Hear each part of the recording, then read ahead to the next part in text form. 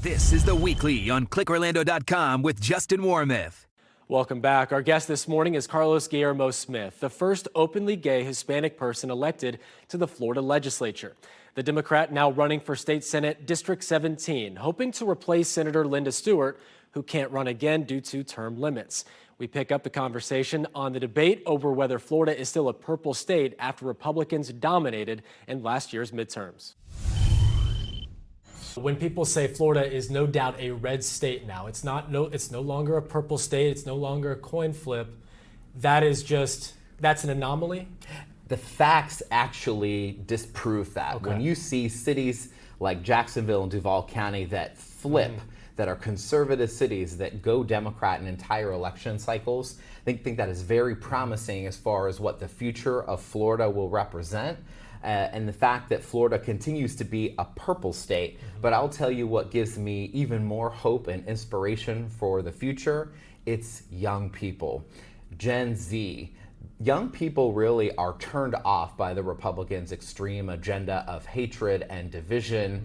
They want leaders in all levels of government, not only in Tallahassee, but in Washington at the local level, who actually care about reducing gun violence, who care about protecting the environment, who care about raising wages and addressing the affordability crisis in Florida, because we know more and more Floridians just can't afford Florida. And that gives me hope for the future, because young people are really just not having any of this hatred and division that's coming from Tallahassee. Let me ask you this. Is it challenging to focus on those real issues when you do have to deflect and defend the culture wars that you're seeing as well? You know what I mean? Is it hard to do two jobs at once? It is a real challenge, because this is what we have in Tallahassee. We have a 60-day legislative session that we're only in Tallahassee for 2 months to solve these real problems. So what we've seen happen is, unfortunately, that time has been squandered. The real issues that people want to see solved is they want to see problems related to housing affordability addressed by the Florida legislature. Florida is, and Orlando in particular, is one of the worst metro areas for affordable housing, for the number of units that are available. We have a majority of people who live in Orange County that are rent burdened, which means they pay more than 30% of their income on housing. And it's becoming less and less affordable for them to be able to either rent an apartment or be able to buy their first home and move into a home. It's not only funding that we need in Tallahassee to address affordable housing, we also need to take a different look at how we use TDT taxes. That's the tourist development tax. Right now there's a state law that says 40% of locally collected TDT tax dollars must be spent on tourism advertising. That is an outdated policy that no longer reflects the real needs of Orange County residents. They need those funds to do things like address affordable housing and build affordable housing, to strengthen our public transportation infrastructure and address real issues that we're having here. And so that's something that can be solved in Tallahassee as well, by reaching across the aisle, but also having an honest conversation about the problems that we have and what it's going to take to actually bring forward solutions. What are you most proud of about your time in the state legislature and in the state house?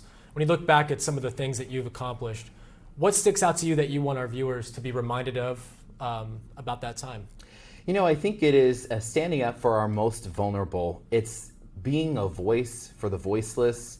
In so many of these debates in Tallahassee, when we were debating bills like the Don't Say LGBTQ bill or other bills that attacked folks in the LGBTQ community, for example, it was really, really important for LGBTQ youth to be able to see people in Tallahassee who are like them, who are from their community, standing up and proudly fighting for our rights and for our freedoms and our dignity.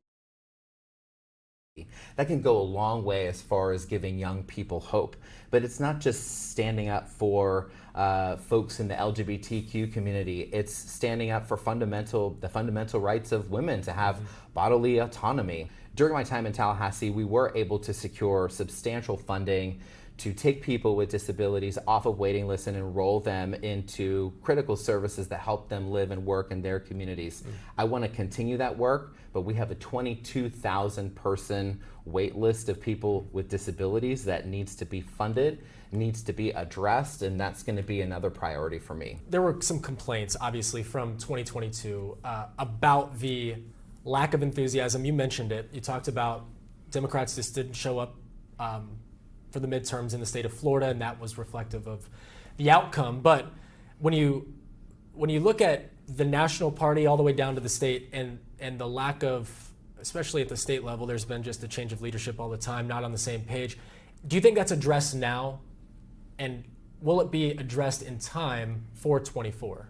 Sure. Well, I'm actually really excited about the 2024 election cycle. There is so much that is giving voters energy and enthusiasm for the next cycle. It's not just the candidates that are being recruited, it's also the issues that are going to be on the ballot. Next November, if we collect the number of petitions that we need, and we're getting close to being able to do it, people will be able to protect abortion rights on the ballot, protect access to clean water.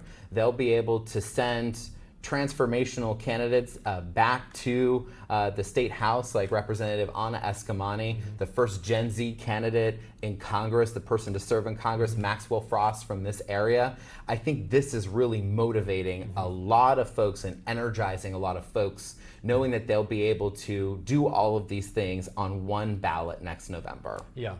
Do you feel like that's what it's going to take, though? I mean, we've seen that with medical marijuana as well. Absolutely. Where it needs to go to a constitutional amendment. That's right. And it's not just protecting abortion rights, which is an initiative currently underway that we hope to see and we expect to see on the ballot in November. It's also legalizing cannabis for responsible adult use, something that I've tried to do legislatively without a constitutional change for years. But the reality is we have a legislature that's not interested in doing things like legalizing cannabis, which would create, by the way, thousands of jobs and bring billions to our state economy.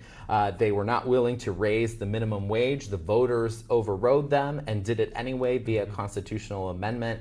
There are so many things that Floridians care about, and they have found out more and more that the best way to get that done is not through the legislature. It is through a ballot initiative and a constitutional amendment. So I meant to ask about this earlier before we go.